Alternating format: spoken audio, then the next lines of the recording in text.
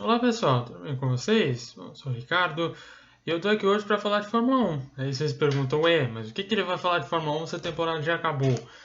Pois é, né galera? Vamos fazer uma retrospectiva então da temporada 2019 da Fórmula 1. Retrospectiva é modo de falar. Eu elenquei aqui alguns, alguns pontos importantes da temporada. Vamos falar um pouquinho de decepções e de surpresas, tanto das equipes que decepcionaram, das equipes que surpreenderam e também dos pilotos, né? Quais que foram aí o piloto surpresa e o piloto decepção dessa temporada. E claro, vamos fazer um raio-x aí da temporada das equipes grandes, falar um pouquinho mais de Mercedes e de Ferrari, tá bom, galera? Vamos começar então pela parte das decepções. Vamos falar então sobre as equipes primeiro, as equipes que decepcionaram e as equipes que surpreenderam em 2019. Eu elenquei duas de cada e eu vou discorrer aqui um pouquinho sobre elas. Vocês veem aí, deixem suas opiniões nos comentários se vocês concordam, discordam, enfim. A primeira decepção da temporada, que eu acredito que é muito óbvia também, é a equipe Haas, né? Eu acho que depois do ano de 2018, né, que a gente viu da Haas, a equipe que foi quinta colocada no Mundial de Construtores, foi quinta colocada com muitos poréns, né, com os pilotos errando bastante e com a equipe errando bastante. Quem não lembra daquela corrida na Austrália em 2018, onde a Haas ia fechar ali quarto e quinto lugares, muito provavelmente, e aí teve aquela catástrofe nos boxes, os dois carros acabaram abandonando. Né? De maneira geral, a temporada de 2018 tinha sido muito boa da Haas, prometendo bastante para 2019, novo patrocínio, promessa de mais dinheiro, né? Pilotos um pouquinho mais experientes, a chance de algum erro era menor, uma equipe muito mais experiente, então a equipe deveria errar menos. E acabou que deu tudo errado, né? A Haas sofreu demais com a questão do desgaste de pneus. Foi um time que simplesmente não conseguiu trabalhar com esses pneus de 2019 e terminou numa posição péssima, que foi o nono lugar no Mundial de Construtores. Terminou ali o ano praticamente não conseguindo chegar na zona de pontuação de maneira alguma, né? Enfim, né, é um resultado que desencoraja bastante esse projeto da Haas, que parecia muito interessante. Né? A gente lembra lá nos primórdios, a Haas ficou alguns anos esperando para entrar na Fórmula 1, porque quando queria entrar, queria realmente fazer um papel um pouquinho mais interessante, né? Não ficar só fechando o grid, conseguir resultados mais legais, conseguiu isso já no seu primeiro ano. Ano passado foi o grande momento da Haas, que prometia bastante para 2019, mas acabou não apresentando nada. Perspectiva para 2020 também não é das melhores, tá? Obviamente, o time com um ano a mais no circo, ele tende a entender um pouquinho mais como as coisas funcionam e resolveu alguns problemas, principalmente essa questão dos pneus, né? O time tem que realmente entender o que aconteceu com os pneus e corrigir isso para a temporada que vem. O problema é que tem alguns erros que vão continuar e o principal deles é a questão da dupla de pilotos, né? Em 2019 ficou mais do que claro que o Romain Grosjean e o Kevin Magnussen, especificamente especificamente não, aliás, especialmente o Grosjean, não são dignos, não é digno desse assento na Haas, tá? Ele é um piloto rápido, tá? Enfim, teve resultados bons no decorrer da sua carreira, mas não dá. Ele cometeu muitos erros nessa temporada e, pelo amor de Deus, né? Tem o Hülkenberg que está livre. A Haas simplesmente é incompreensível essa atitude de não contratar o Hülkenberg no lugar do Grosjean. Se quisesse, no lugar do Magnussen também, não tem nenhum problema. O fato é que o Hülkenberg é, com toda a certeza do mundo, mais piloto do que os dois pilotos atuais da equipe Haas. E quando o time americano deixa de contratar alguém por gratidão, por preferência, enfim, né, dos pilotos atuais, fica uma situação muito complicada e é difícil da gente projetar que o time consiga algum sucesso, consiga realmente dar esse passo adiante, que é o que a equipe planejava, né? Enfim, 2019 ruim, ideia para 2020 é, né, ficar ali nessa zona também de um time ok, mas nada de espetacular com as peças que tem até agora. A outra equipe que eu elenquei como decepção é a Racing Point. E eu acho que também não é uma escolha assim que você precisa explicar tanto, né? A Racing Point é a antiga Force India, né? A gente lembra da Force India que foi quarta colocada no Mundial de Construtores por 2 anos seguidos. A Force India que teria sido quinta colocada no Mundial de Construtores do ano passado, se não fosse toda aquela complicação que o time acabou perdendo metade dos pontos que conquistou quando trocou de nome, e que nessa temporada tinha muito mais dinheiro à disposição do que a antiga Force India costumava ter, né? Então um time que era a mesma base, tinha, né, os mesmos operários, né? Era praticamente a mesma Force India de antigamente, que já fazia carros muito interessantes, com muito mais dinheiro, com muito mais aporte financeiro, a tendência é que o time desse um salto legal. Mas foi o contrário, a Force India regrediu bastante, agora Racing Point, né? Regrediu bastante, principalmente no início da temporada, né? A gente viu o carro da Racing Point muito ruim até o Grande Prêmio da Bélgica em Spa-Francorchamps. A partir daí, a equipe conseguiu engrenar um pouquinho, né? O Pérez conseguiu marcar pontos em praticamente todas as corridas da segunda metade. O Stroll teve um pouquinho mais de dificuldade, só que a gente sabe, né? O Stroll é menos piloto do que o Pérez. Mas, enfim, tendo em consideração essa situação, né? Que nós tínhamos uma Force India muito competitiva, que fazia muito com pouco, e nesse ano o time tinha muito dinheiro e conseguiu fazer menos do que fazia, né? Na época da Force India, quando tinha menos dinheiro. A temporada 2019 foi sim uma decepção para a Racing Point. Diferente do que eu comentei na Haas, eu acredito que 2020 é um horizonte um pouquinho melhor aí para a equipe da Racing Point, né? Principalmente por esse final de ano, né? A Racing Point teve sim bastante evolução ali nas últimas corridas. Parece ter encontrado o erro que estava limitando o rendimento do seu carro. A tendência é que essa curva, né, de evolução continue aumentando, continue crescendo para 2020 e, obviamente, com a limitação do seu segundo piloto, né, a gente precisa falar a verdade, o Stroll, ele não é tão ruim, mas assim, ele não é tão competente como o Pérez e tal, um nível abaixo, ele não vai ser mandado embora porque ele é filho do dono. Então, com essa limitação, a tendência é que a Racing Point consiga, enfim, fazer uma temporada um pouquinho mais consistente, um pouquinho mais regular e possivelmente terminar no sexto, quem sabe lutar pelo quinto, quarto lugar do Mundial de Construtores. Terminaram as decepções, vamos falar então das equipes que surpreenderam em 2019. Também separei duas, como separei com relação às decepções. Vamos falar delas então. Também a primeira escolha é óbvia, né? Todo mundo precisa falar disso.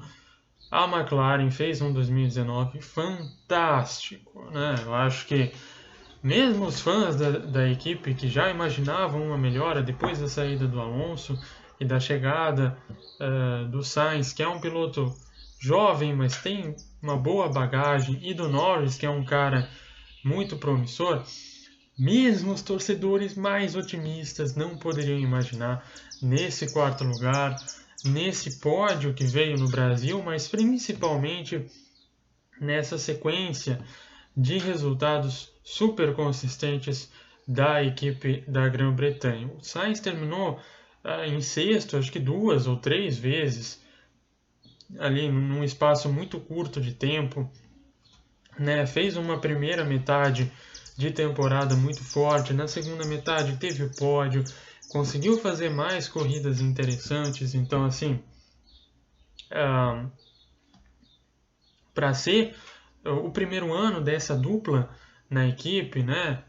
Para ser o primeiro ano do Norris na Fórmula 1, precisa falar do Norris também. Ele não conseguiu resultados, não conseguiu pontos, aliás, tantos pontos como o Sainz, mas teve um desempenho muito bom nos sábados, né? O Norris classificou o carro muito bem. Ele teve um pouquinho de problema ali com o ritmo de corrida, mas de maneira geral,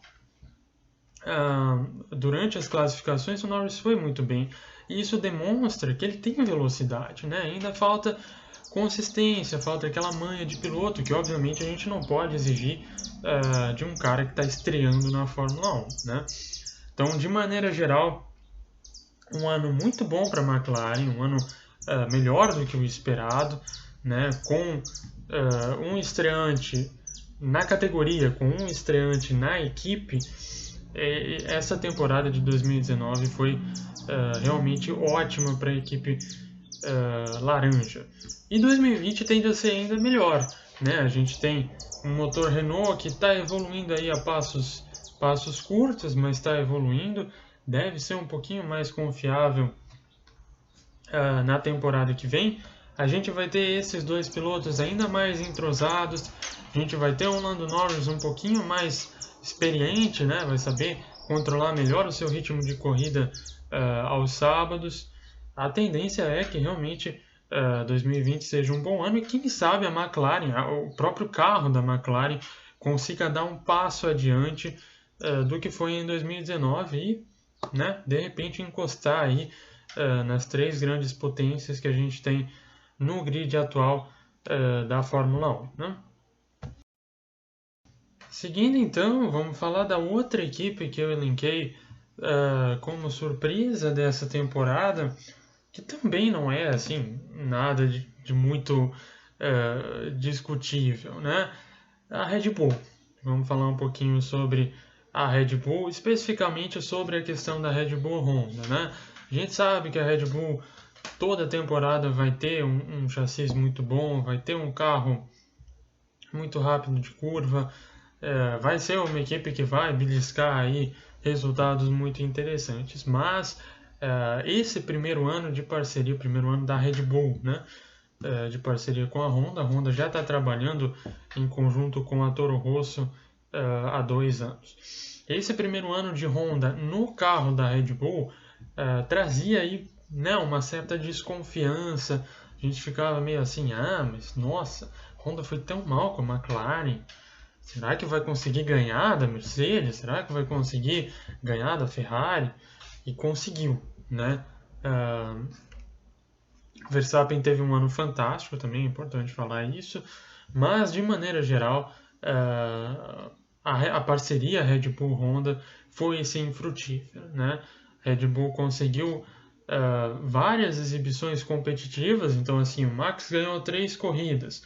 Mas o Max teve muitos pódios durante a temporada, né? Ele conseguiu brigar pela vitória em outras oportunidades que ele não saiu vencedor.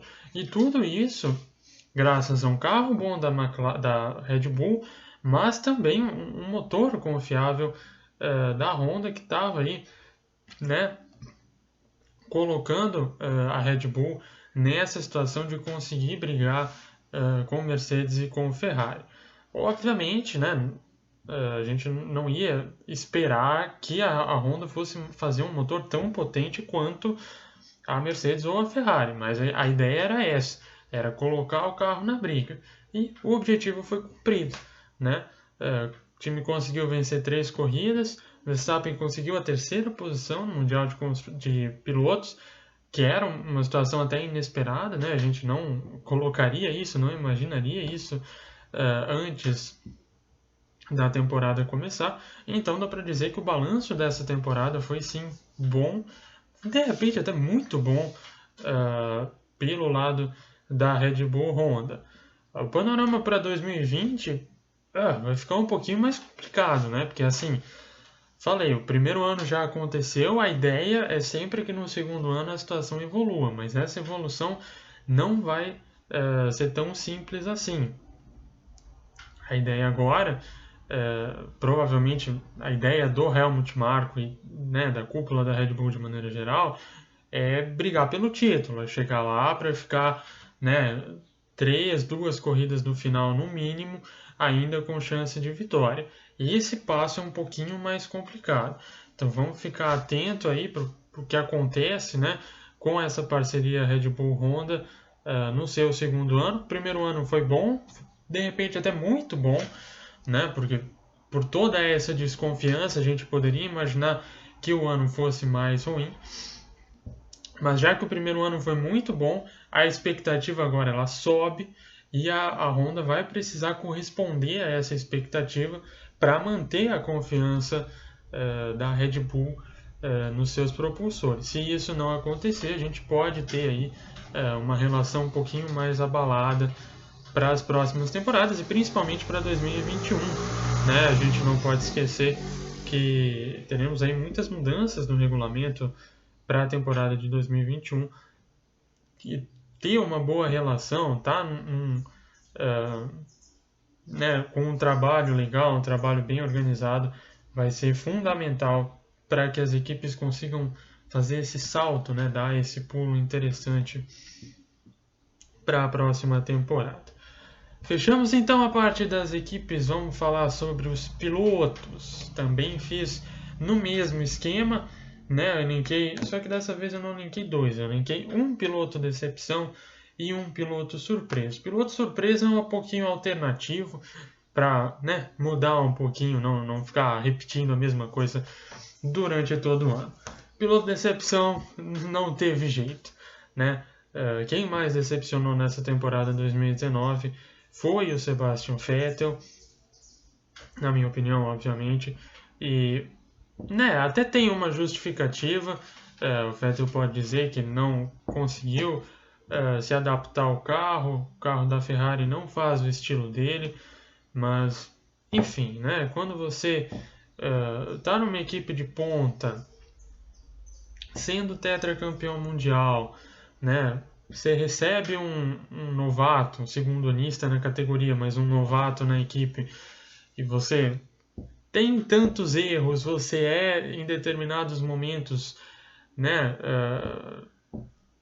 não vou dizer amassado, mas você é superado de uma maneira muito contundente pelo seu companheiro de equipe, é complicado de você, né, conseguir se manter longe das críticas.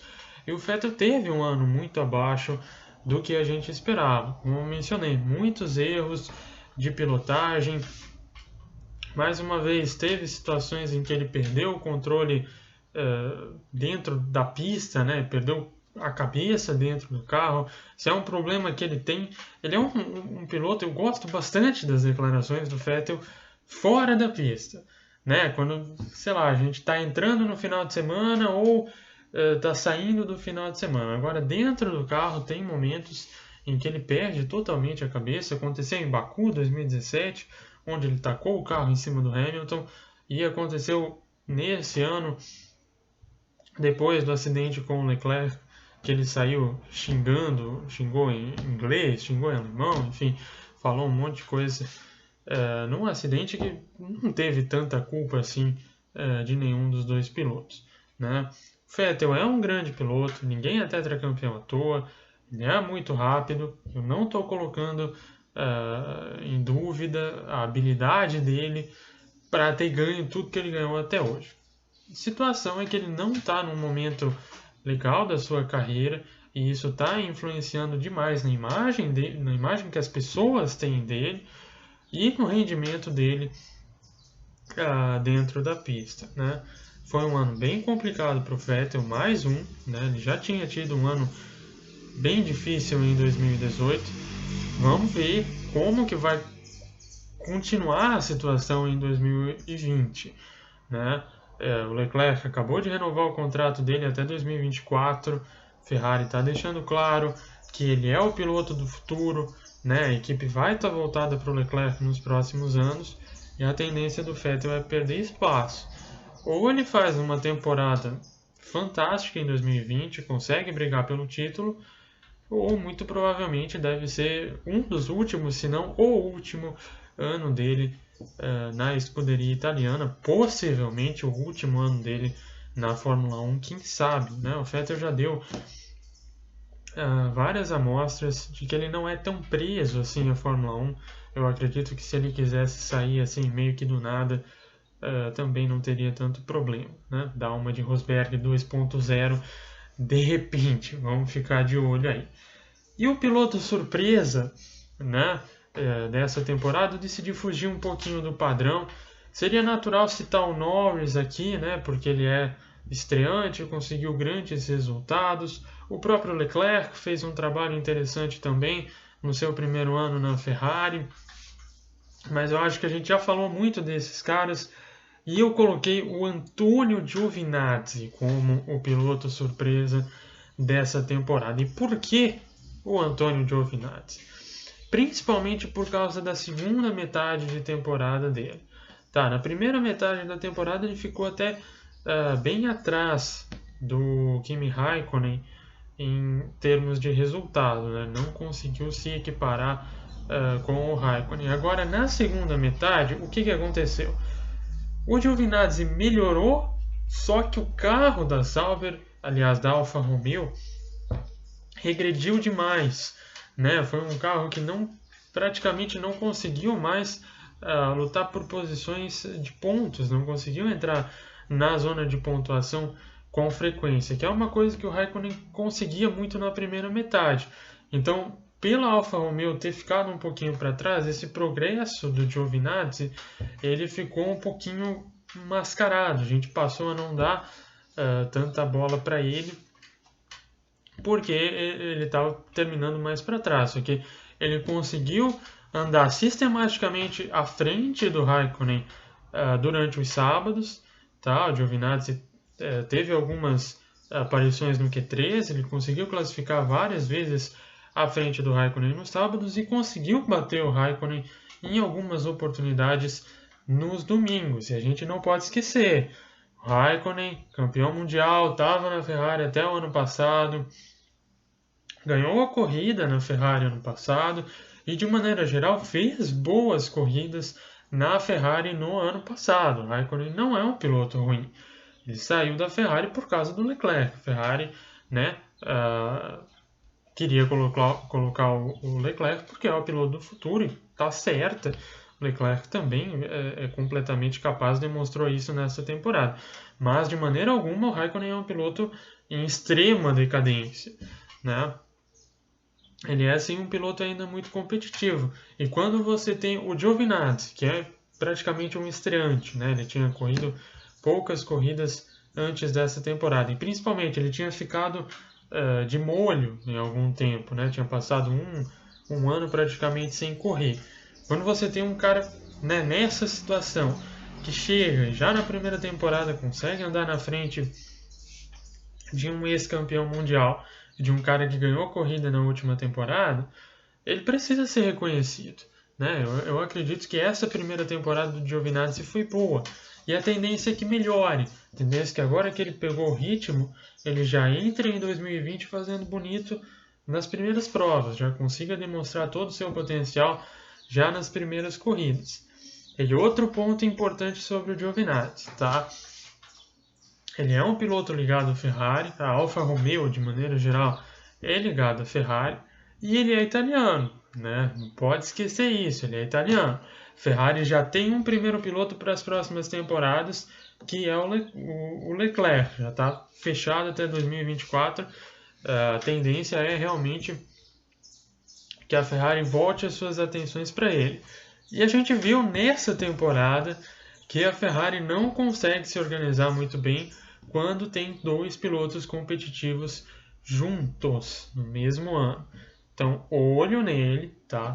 Essa é uma convicção minha, não tem nada ainda de rumor, nem nada disso. Mas, se o Giovinazzi conseguir manter essa curva de evolução alta, né? Continuar evoluindo nessa temporada, conseguir uns bons resultados com a Alfa Romeo em 2020, eu acredito que ele tem sim alguma chance de se tornar segundo piloto, ou de pelo menos né, ser especulado aí como segundo piloto da Ferrari para 2021 ou de repente para as próximas temporadas, aí não sei, aí fica um pouquinho mais complicado. Mas falando sobre 2019, então, devido a essa circunstância, né, você está correndo contra um campeão mundial, você está praticamente no seu ano de estreia na Fórmula 1, depois de ficar um bom tempo parado, eu acredito que o 2019 do Giovinazzi foi sim muito positivo. Bom, terminamos então a parte de surpresas e decepções. Já estamos aí com 25 minutos de vídeo.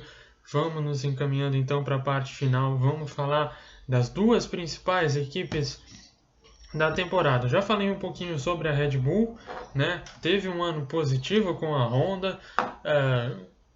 Meio que superou as expectativas. O Helmut Marko tinha lá falado em 5 vitórias, mas 3 vitórias no primeiro ano de parceria com a Honda, que era uma fornecedora de motor que trazia muita desconfiança para esse primeiro ano.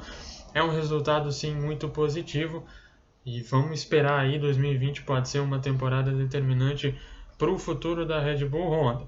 Vamos falar então das outras duas equipes grandes da Fórmula 1, as duas grandes não, né? As duas outras equipes que estão brigando por vitórias e por títulos, Mercedes e Ferrari. Começar então com a Ferrari, escuderia Ferrari, teve um 2019, pode-se dizer ruim, né? Uma equipe que entra na temporada com a ideia de brigar pelo título, com dois pilotos com muita reputação, né? Um cara que é considerado futuro campeão mundial, outro que é tetracampeão mundial e consegue só 3 vitórias, passa toda a primeira metade sem conseguir ganhar nenhuma corrida, não consegue colocar nenhum dos seus pilotos no top 3 do campeonato mundial, é um ano ruim, né? Então foi 2019, se você parar e analisar só o ano de 2019 separado, foi um ano ruim para a escuderia Ferrari. Porém, esse ano 2019 deixou lições importantes para a Ferrari. E pode ser um ano interessante, muito importante para a equipe se colocar numa posição vencedora novamente para as próximas temporadas. Foi o ano da afirmação do Leclerc, né? Se a gente tinha alguma dúvida com relação ao Leclerc, a sua capacidade de guiar em um carro competitivo, né, a sua velocidade dentro de um Fórmula 1, a gente não tem mais essa dúvida, né? Primeiro ano dele na Ferrari, o cara com mais poles no grid, ele conseguiu 7 poles no ano, conseguiu também 2 vitórias, foi o piloto que mais venceu dentro do seu time, né? É um ano realmente para se respeitar. Obviamente o Leclerc ainda tem coisas a evoluir, mas isso é natural, todo piloto tem coisas a evoluir até que ele chegue ali perto da casa dos 30 anos, mais ou menos. Mas enfim, essa afirmação do Leclerc é muito importante para o time, porque o time agora pode direcionar, né, todos os seus esforços para um cara em específico, que deve ser o Leclerc. Então a tendência é que a Ferrari realmente faça um carro para o estilo do Leclerc e tenda a priorizar o Leclerc a partir de agora. E o Leclerc, assumindo essa posição de líder, ele pode sim levar a equipe a uma posição vencedora, a uma posição de lutar por títulos, de lutar por vitórias mais constantemente. Isso é muito importante, mas outra situação que é importante que a Ferrari precisa aprender com 2019 são os erros operacionais, são os erros de estratégia, são os erros você gerir uma equipe, de gerir um conflito, né? Os erros que surgem até lá na pré-temporada, com questão de projetar o carro e tudo mais. A Ferrari teve muitos erros nesse sentido. De maneira geral, a década de 2010 ela foi marcada por erros da escuderia Ferrari. E até então, a Ferrari ainda não aprendeu com esses erros. A gente vê toda temporada tem uma corrida que a Ferrari joga fora por causa de estratégia, ou ela passa vexame na classificação, ou enfim, né? São muitos erros operacionais por parte da Ferrari. E aí você não adianta direcionar todos os esforços para um piloto, e esse piloto ser bom o suficiente e corresponder na pista, se daí chega lá na hora de você colocar o pneu duro e você bota o pneu médio e você perde a corrida. Não adianta se isso acontecer, entendeu?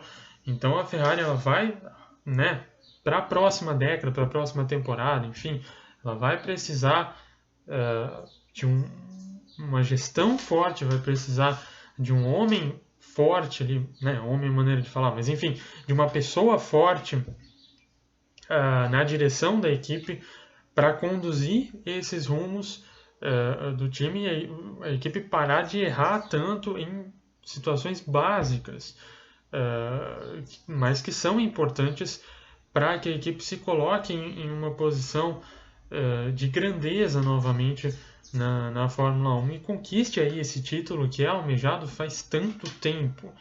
O último título de pilotos da Ferrari foi no ano de 2007. Né? A gente está aí 12, 13 temporadas já que a Ferrari gasta muito dinheiro, tá sempre ali no bolo, mas não consegue lutar por títulos de fato. Então, como eu falei, foi um ano, resumindo então, né? Um ano ruim, mas um ano que deixou muitas lições para a Ferrari.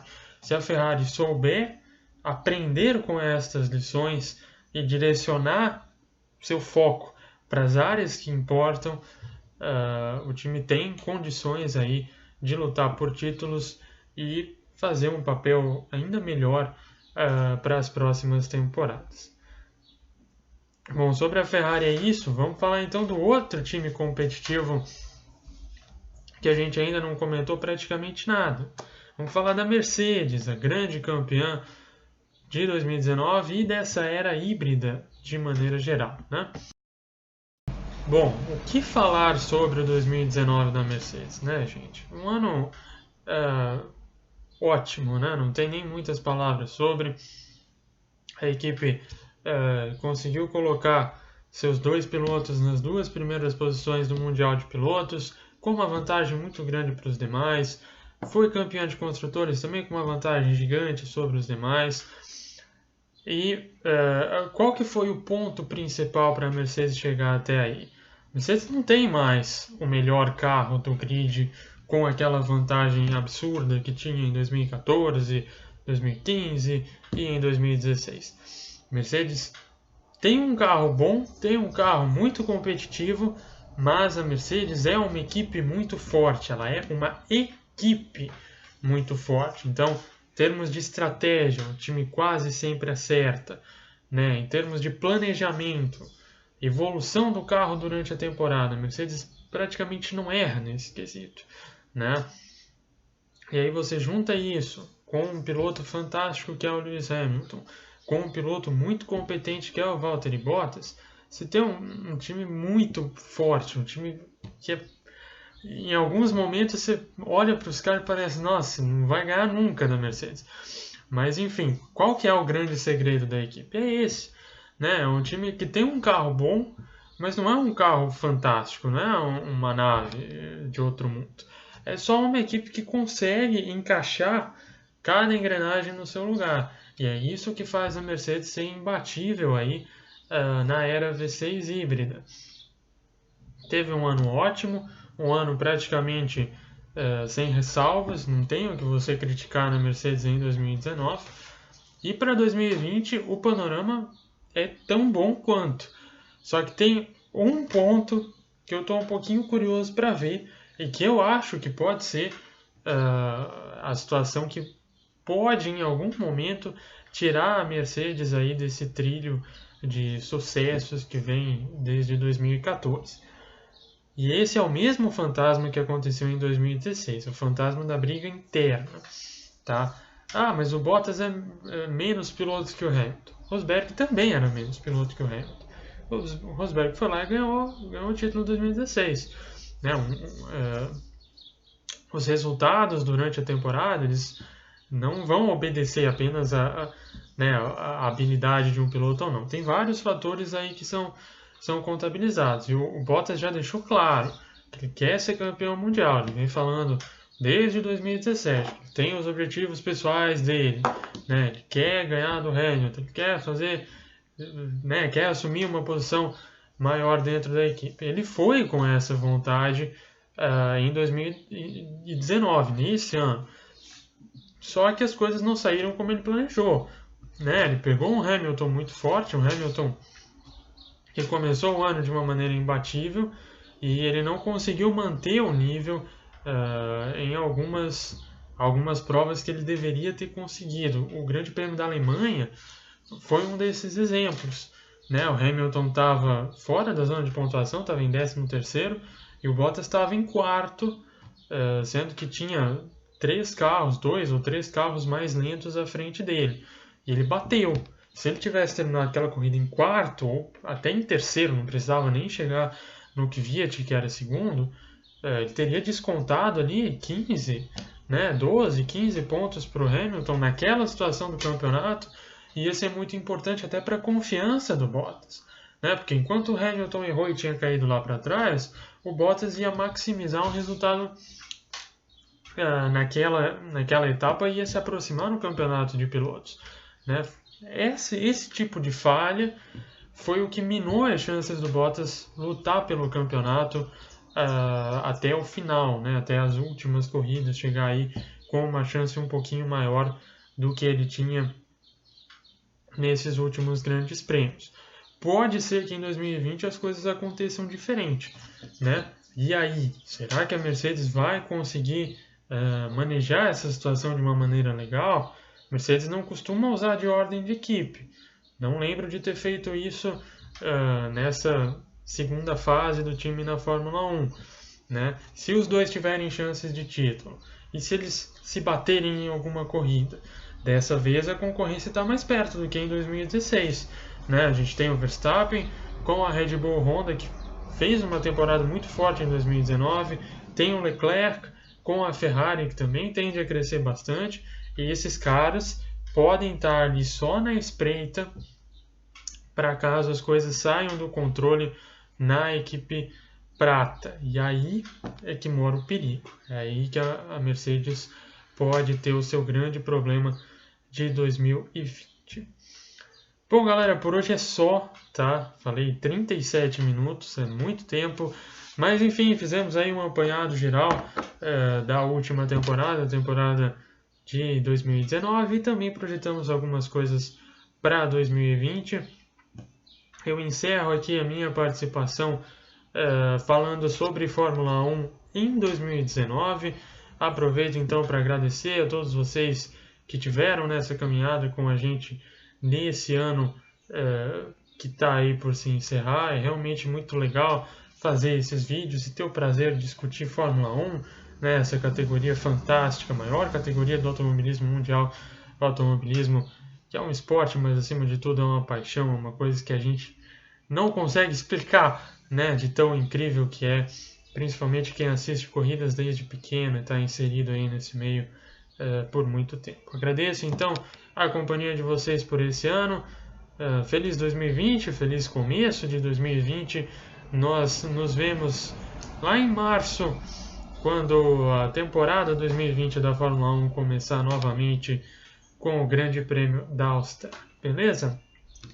Um abraço e até mais!